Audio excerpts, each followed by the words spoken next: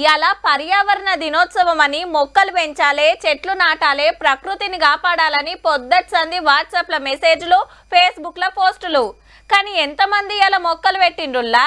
సరే సరే, హెడ్లైన్స్ అయితే చూడుండ్రి, గా వార్తలు గిన చెప్పుకుందాం. కానీ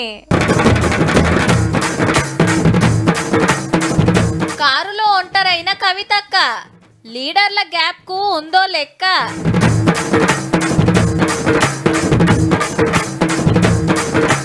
అంగన్వాడీలా ఎగ్ బిర్యానీ చేస్తారట సౌలతులన్నీ.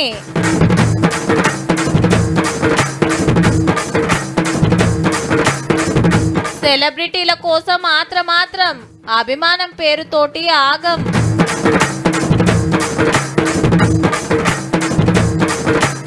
పచ్చదనం కోసం నాటిండ్రు మొక్కలు, ఢిల్లీలో 200 ఛార్జింగ్ బస్సులు.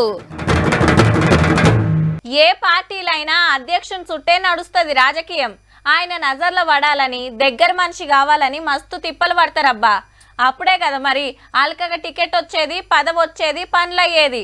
ఒక అల్ల ఈ లీడర్కు అప్పటికే ఆ పతారా ఉంటే వాళ్ళ వెనక తిరుగుతారు, మమ్మల్ని సుతా బాస్ దగ్గరికి తీసుకుపోతారని. కానీ ఒక పార్టీల గమ్మతుందుల్లా, ఇప్పటికే చాలా మందికి సంజయ్యే ఉంటది. సీదా వార్తలకు పోదాం పాన్రి. తెలంగాణ అంతా బల్గమున్న ఒంటరి పోరాటమైంది కవితక్కది. మా బాపు దేవుడు చుట్టూ దయ్యాలున్నాయని బాజాప్తా మాట్లాడినా కోవట్లతోటి నష్టమైతుందని నలుగుట్లనే అనేసిన. కాళేశ్వరం నోటీసుల మీద ధర్నా గోకున్నా కేసీఆర్ సార్ మీద ఈగ వాళ్ళ ఊకోనని గర్జించిన. కారు పార్టీలకెళ్ళి ఒక్కలంటే ఒక్కలు కూడా రాలేదు, అక్క కోట్లాటకి మతియలేదు. సీనియర్లు జూనియర్లే కాదు, ఆఖరికి కార్యకర్తలు కూడా మాకేం అక్కరన్నట్టే మెసులుతున్నారు. ఈ టైంలో అక్కతోటున్న కార్యకర్తలు కండువాలు జెండాలు మొత్తం జాగృతే. బీఆర్ఎస్ ఎమ్మెల్సీ పదవులున్నా ఆ పార్టీ పేరు తీస్తలేదు, గులాబీ జెండా ఉపాడనిస్తలేదు. కాకుంటే పలుకు పలుకుకు బాబు పేరు దలుస్తున్నది, అన్నిట్లో బాబు బొమ్మ పెడుతున్నది. బీఆర్ఎస్ ప్రెసిడెంట్ సార్ కు కాళేశ్వరం నోటీసులు ఇస్తే, వర్కింగ్ ప్రెసిడెంట్ గారు ట్విట్టర్ ఖండిస్తే, కడమోలు ఆఫీస్ లో ఊకొని ఖండించుడు కానే ఉంటే కవితకు ఒక్కతే రోడ్డు మీదకి వచ్చింది. మరి అంటే అక్క ఆరాటం నాయన గురించి, పోరాటం అన్న మీద అన్నట్టు. నా కోసం బిడ్డ ఇంతగానం తనలాడుతున్నదని పిలుచుకొని మాట్లాడిండో లేదో కూడా తెలియనిస్తలేరు. ఇంకోలు అయితే ఈ పార్టీకి నోటీసులు పోవు, అవసరమైతే నోటీసులు లేకుండానే పార్టీలకు వెళ్ళి బయటికి పంపిద్దురని బయట నడుస్తున్న ప్రచారం. ఈడ పార్టీ పల్సగైతుంటే అమెరికాలో పండుగలు చేస్తున్న రామన్న హైదరాబాద్కు వచ్చినాక కార్లు ఏమైతుందో చూడాలి. మరి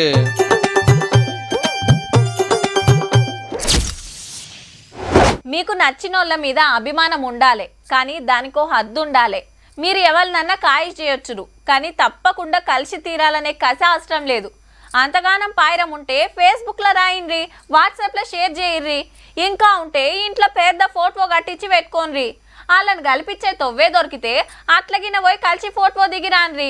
అంతేగాని అచ్చిండని రోడ్ల మీదకి గుంపులు ఉరుకొచ్చి జిందగీ బర్బాద్ చేసుకోకురి జరా. ఇట్లా చెప్తే కొందరికి కోపం రావచ్చు, నచ్చకపోవచ్చు, కానీ గిట్ల కావద్దంటే గట్ల చేయాల్సిందే. మరి జమానా ఎట్లా తయారైందంటే ఆటగాళ్ల కోసం మాత్రము, యాక్టర్ల కోసం ఆగాము. అభిమానం అలుగుల వారి లాఠీ దెబ్బలు తింటారు, మమకారం మత్తరు దుంకి ఈపుల్ సాఫ్ చేపించుకుంటారు. బెంగళూరు క్రికెటర్లను చూడాలని లక్షల మంది ఉరికొచ్చి స్టేడియాన్ని రౌండప్ చేసి గేట్లు బద్దలు కొట్టి గోడలు దుంకి ఒకలు పట్టకొగలు నూకేసుకుంటే తొక్కిసలాటై 11 మంది పానాలు వాయే, 40-50 మంది దవాఖాన్లో వాడిరే. 35,000 మంది పట్టే జాగలకు 3 లక్షల మంది వస్తే మెస్ల రాక మొసమర్రాక గింత పని అయ్యింది. పానాలు పోయినోళ్ళ దాంట్లో పడ్సోళ్లే కాదు, ఆడోళ్ళు ఉన్నారు, చిన్న పోరలు ఉన్నారు. మొన్న మనకాడ పుష్ప సినిమా ఫస్ట్ డే చూడాలని సంజయ్ టాకీస్ కాడికి జాతర వచ్చినట్టు వస్తే నేను గిన మీతోటే చూస్తాను అల్లు అర్జున్ గారు వస్తే తొక్కిసలాటాయి. ఒక ఆమె పానం బాయే, ఆమె కొడుకు ఇంకా కూడా కోలుకోలే. పోలీసులు లాఠీలు అందుకొని మంచిగానే మర్యాదలు చేసినా తగ్గేదేలే అనుకుంటా ఇంకింత ఓవర్ చేసి తన్నులు తిన్నారు. ఏహే హీరోలు మన కాడుకొచ్చుడేంది, మనమే హీరో ఇంటికి పోయి బర్త్డే కేక్ కట్ చేపియాలని అద్దుమ రాత్రి ప్రభాస్ ఫ్యాన్స్ తాండవ మారుతుంటే లాఠీలు జంపినా మనోళ్ళ జోష్ అయితే తగ్గలే. వాసిపోతుంది ఇక్కడ, పోలీసులు కొడుతున్నారు. ఏం చేయాలి?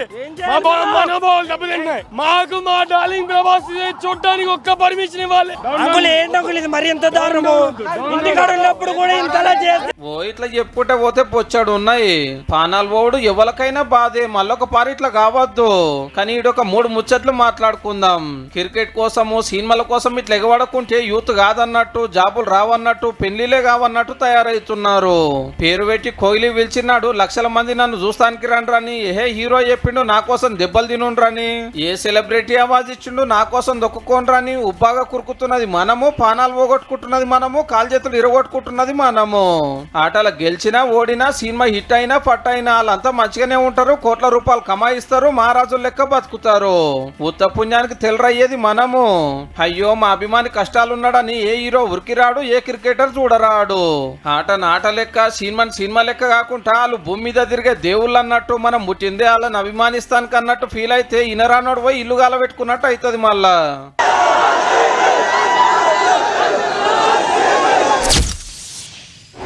అబ్బా ఏంది మమ్మీ, మొన్న పప్పే ఉండినావు ఇవాళ పప్పేనా? నేను తినను. మా అయ్య కాదు గుడ్డ ఆమ్లెట్ వేసి ఇస్తా, 4 ముద్దలు తిను. ఉత్త తొక్కేసుకొని ఎట్లా తినాలన్నం? నాకు వద్దు పో. అరే రాత్రికి గుడ్ల కూర వంటలేరా, ఈ పూటకు తిను. మమ్మీ 2 గుడ్లు ఎక్కువ ఉడకబెట్టు, పగటిలు బువ్వలు తింటా, రాత్రికి కూడా ఒకటి. ఇగో గిట్లుంటారు పోరలు, గుడ్డు ఉంటే చాలబ్బా, ఓ ముద్ద ఎక్కువనే పోతుంది. ఇప్పుడు గీ ముచ్చట ఎందుకంటే ఇక అంగన్వాడీలా గుడ్డు బిర్యానీ పెట్టబోతురులా పిల్లలకు. ఆరానికి 1 రోజు కుదిరితే 2 రోజులు కూడా. ఇప్పుడు అన్నంలా ఉడకబెట్టిన గుడ్డు పెడుతురు కదా, అట్లనే ఎగ్గు బిర్యానీ పెట్టాలని డిసైడ్ చేసింది గవర్నమెంట్. పిల్లలు మంచిగా కాయిషేస్తారు, కడుపు నిండా తిని మంచిగా ఆడుకుంటారు, టీచర్లు నేర్పించిన 4 అక్షరాలు నేర్చుకుంటారని గీ ఆపొచ్చిన. ఈ ఏడుకెళ్ళి కొత్తగా ఏమేం సవలతులు చేయాలి, పోరలకు ఆటపాటలు ఏం నేర్పియాలని అంగన్వాడీ టీచర్లతోటి హైదరాబాద్ లా మీటింగ్ పెట్టింది మంత్రి సీతక్క. పిల్లల కోసం కొత్తగా తయారు చేసిన ఆట వస్తువులు మంచిగున్నాయబ్బా. బలం పెంచుతుందని బాలామృతం వంచుతారు కదా, ఉత్తగా పెడితే తింటలేరని గిట్లా బిస్కెట్లు తయారు చేస్తున్నారట. ఇవి ఇప్ప పువ్వు కుడుములు. గర్భిణీలు బాలింతలు సుత వస్తారు కాబట్టి పాలు, గుడ్లు, ఇప్ప పువ్వు లడ్డులు బలం గల తిండి పెడతట్టు మెను మారుస్తారట చెప్పున్నే. ఇటు చూడుర్రి, ములుగుల పిల్లలు క్రికెట్ ఆడుకునే సౌలతి చేసినాక మంత్రి మేడం సుత బ్యాట్ పట్టిందుల్లా.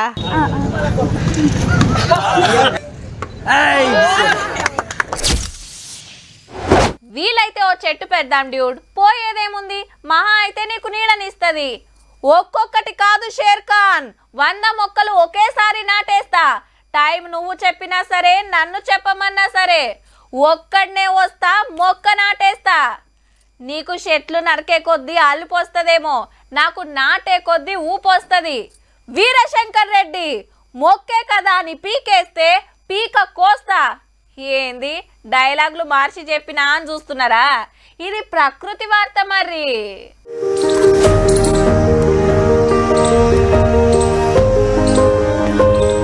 మోడీ సార్ నాటేది ఏం మొలక అనుకుంటున్నారు? సింధూరం. అంజన్న విగ్రహాలకు పూసేది ఈ చెట్టిత్తుల నుంచి తీసేదే. ఢిల్లీలో సార్ ఇంట్లో పెట్టిండి అలా దునియా పర్యావరణ దినోత్సవం అని. 1971లో యుద్ధం జరిగింది కదా, అప్పట్లో విమానాలు ఆగేతానికి రన్వే తయారు చేసిన పెద్దమ్మలను మొన్న గుజరాత్ లో మోడీ సార్ కలిస్తే ఈ మొలకలు ఇచ్చిరట. సింధూరం అక్కలకు సెంటిమెంట్ కాబట్టి ఈ చెట్లు సాదాలని అవాజ్ ఇచ్చిండు అందరికి. దేశమంతా ముఖ్యమంత్రులు, మంత్రులు, ఎంపీలు, ఎమ్మెల్యేలు, సెలబ్రిటీలు మొలకలు నాటి పచ్చదనం కాపాడాలని కోరిండ్రు. ఎవరన్నా మా ఇంటికి వెళ్ళాలి అంటే అక్కడ పెద్ద మర్రి చెట్టు ఉంటుంది, ఆ మర్రి చెట్టు నుంచి కుడి చేతిలోకి వెళ్తే ఇది దారి ఉంటుంది. ఇట్లాంటివన్నీ పోయినాయి. ఇప్పుడు అసలు చెట్టే ఆనవాళ్ళు అయ్యేది. అలాంటి చెట్లని మనం సంరక్షించుకోవడం మానేసాం. ఏడాదికి ఒక్కనాడు ఈ కార్యం గొప్పగానే ఉంటది, కానీ దినం ఏం చేస్తున్నట్టు కళ్ళు మండి పచ్చటి అడవులు నరికేసుడు, గుట్టలు మింగేసుడు, చెలరు ఊడ్చేసుడు. వాటి జాగాల మొగులను దాకే బంగ్లాలు, తీరొక్క కంపెనీలు. గాలి గలీజ్ చేసిన పుణ్యం మనదే, నీళ్లు తెలురు చేసిన పుణ్యము మనదే. ప్లాస్టిక్ వాడంది పొద్దెల్లది, మట్టి ఖరాబ్ చేయకుంటే మనసు పట్టది. హీగేమున్నది, కట్టెల పొయ్యి మీద పెట్టినట్టు భూమి కుతకు తొడకబట్టే. ఎండాకాలంలో ఆనలు, ఆనకాలంలో ఎండలు. గిట్ల ప్రకృతిని టచ్ చేస్తే ఊళ్ళు ఏలు చేస్తుంది, ఇండ్లని ముంచుతుంది, ఎంత తెలు ఇయాలనో గంత చేస్తుంది. మనకు ఉన్నోడు లేనోడు అనే తేడా ఉంటది, కానీ ప్రకృతి ముంగట అందరు ఒక్కటే. ఏ టెక్నాలజీ వచ్చినా ఆపది. గా పరిస్థితి రావద్దంటే ఒకటే తోవ, మొలకలు పెట్టాలి, చెట్లను బతకనియాలి, ప్రకృతిని కాపాడాలి. ఇవాళ పర్యావరణ దినోత్సవం కాబట్టి ఒక మాట చెప్పాలని చెప్తున్నాము. ఇంటే చెట్టు నీడ ఈయనొక్కటే ఉండదు పచ్చదనం జాడ.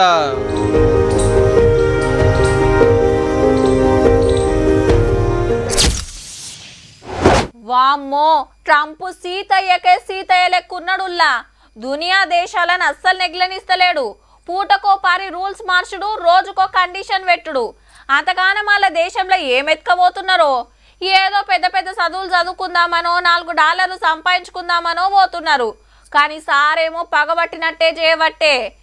ఇట్లయితే అమెరికా ఇడిచిపెట్టి ఇంకో దేశం చూసుకోవాల్సిందే. అమెరికాల కొడుకు కోడలుండ్రు చూసొస్తాం, మల్లుడు బిడ్డున్నారు పోయొస్తాం, మన్మన్ని చూడబుద్ధి అయితాంది, మన్మరాల్ని ఎత్తుకోబుద్ధి అయితాంది అని ప్రయాణాలు కట్టేటోళ్ళు జరని పైసలు ఎక్కువ సుత్రాయించుకోర్రి. మరి టూరిస్ట్ వీసాల మీద ఛార్జీలు గట్టిగా గుంజే పిలాన్ నడుస్తుంది. ఏకదమ్న $1000 వేస్తారట. మన లెక్కల 85,000 చిల్లరా ఇప్పుడు 15,000 ఉండే. ఇంకా ఫైనల్ కాలే గాని పక్కా అంటుర్రబ్బా. అంతేకాదు స్టూడెంట్ వీసాలకు సోషల్ మీడియా అకౌంట్లు చెక్ చేస్తారట. ఏం రాతలు రాస్తాన్రు, ఏం ఫోటోలు పెడతాన్రు, మతాల గురించి మాట్లాడినరా, కులాల గురించి కొట్లాడినరా, దేశం గురించి ఏమనుకుంటుర్రని తెలుసుకొని అంత ఓకే అనుకుంటేనే వీసా ఇస్తారన్నట్టు. ఇంకో దిక్కు హార్వర్డ్ యూనివర్సిటీలా ఏరే దేశపోళ్లకు సీట్లు ఇవ్వద్దనే లొల్లి నడుస్తుంది. Already Afghanistan, Myanmar, Chad, Congo, Guinea, Eritrea, Haiti, Iran, Libya, Somalia, Sudan, Yemen ఇట్లా 12 దేశాల పబ్లిక్ అమెరికాకు రాకుండా గొట్టు రూల్ తెచ్చిండు ట్రంప్ సారు. వీళ్ళతోటి వాళ్ళ దేశానికి ఆపతొచ్చే డేంజర్ ఉందట. ఇక దొంగ కాయిదాల మీద ఉన్నోళ్లను 2 రోజులలోనే 5,000 మందిని దొరకబట్టిండ్రు. ముహూర్తం చూసుకొని ఎవ్వల దేశానికి వాళ్ళని పంపించుడైనట్టుగా. ఏ గడియల ట్రంప్ సారు అమెరికాకు అధ్యక్షుడు అయిండో గాని 6 నెలలకే 60 చెరువుల నీళ్లు దాపిస్తుండు పో.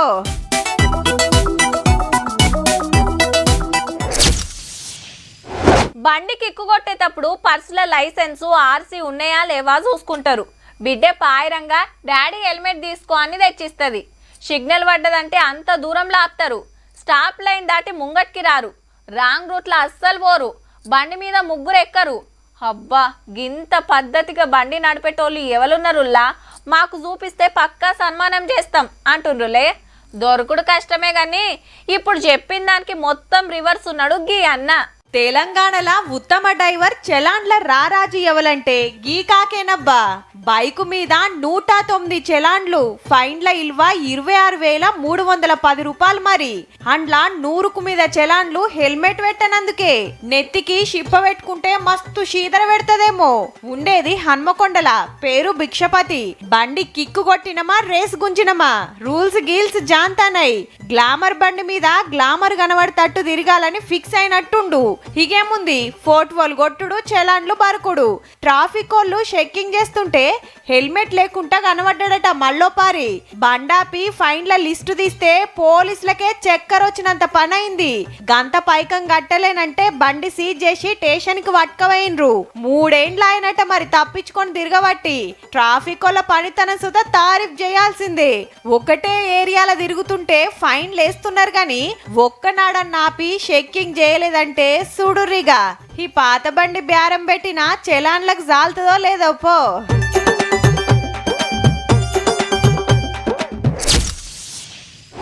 హీరో గారు ఇంకెవరైనా యాక్టరు మీ దగ్గరకు వచ్చి ఓ సెల్ఫీ ఇస్తా తీసుకో అంటే ఎట్లుంటది?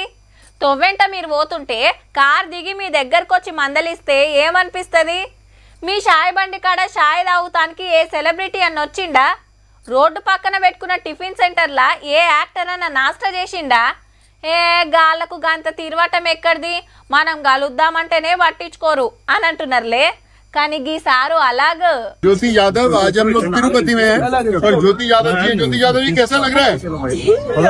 अच्छा लग रहा है. సోను సూద్ సరే మల్లోకల్లి దందాకు బ్రాండ్ అంబాసిడర్ అయిండు. మొన్న ఇంటోళ్లతోని తిరుపతి పోయిండు కదా. దర్శనం అయినాక చుట్టుముట్టు దుఃఖాలు ఏమున్నాయని చూస్తే చుడువా అమ్ముకుంటా గీ అక్క కనిపించిందట. ये क्या है? भेल. भेल कितने का भेल? 30 रुपए ज्यादा. अरे वेरी गुड वेरी गुड. 25 ఏండ్ల సంధి తిరుపతిలా గిదే దందా చేస్తుందట అక్క. రోజుకి ఎంత ఆమ్దాన్ వస్తుంది, కొడుకులు బిడ్డలు ఎంతమంది అని మంచి చెడ్డ ముచ్చట్లు అడిగి ఆకర్ల తిని సూపర్ అని తారీఫ్ చేసిండు. वेरी गुड ज्योति जी जबरदस्त एकदम. वेल डन ज्योति जी. చిన్న దందాలు సపోర్ట్ చేయాలి. ఈ సొంటోళ్లకు ఆసరా కావాలని సోషల్ మీడియాలో పెడితే మస్తు మంది చూసిండ్రు. కానీ సారు ఏడికి పోయినా పబ్లిక్ తిప్పలు అరుచుకున్నట్లా దందాలకు పబ్లిసిటీ చేసుట్లా పక్కా ముందుంటాడబ్బా. वेरी गुड ज्योति जी जबरदस्त एकदम. वेल डन ज्योति जी. కొత్త బండి కొందాం అనుకుంటున్నారా? ఏది తీసుకుంటే బాగుంటదంటావు?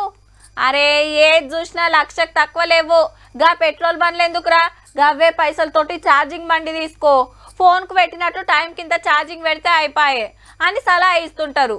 గది సుత వాజివే. కానీ సరిపోను ఛార్జింగ్ స్టేషన్లు లేక రిపేర్ వస్తే దగ్గర పట్ల షోరూమ్ లేక వెనకాడుతున్నారు కానీ చిన్నగా మన తాన కూడా కరెంటు బండ్లు కొనడు పెరుగుతుందబ్బా. రైట్, ఢిల్లీలా ఒక్కపారే 200 ఎలక్ట్రిక్ బస్సులు చాలు చేసిండు ప్రధాని సారు. పెట్రోల్ డీజిల్ అవసరం లేని బస్సులు ఫోన్ కు పెట్టినట్టు ఛార్జింగ్ పెడితే చాలు ఉరుకుడు. మునుపు కొన్ని తెస్తే ఇప్పుడు కొన్ని.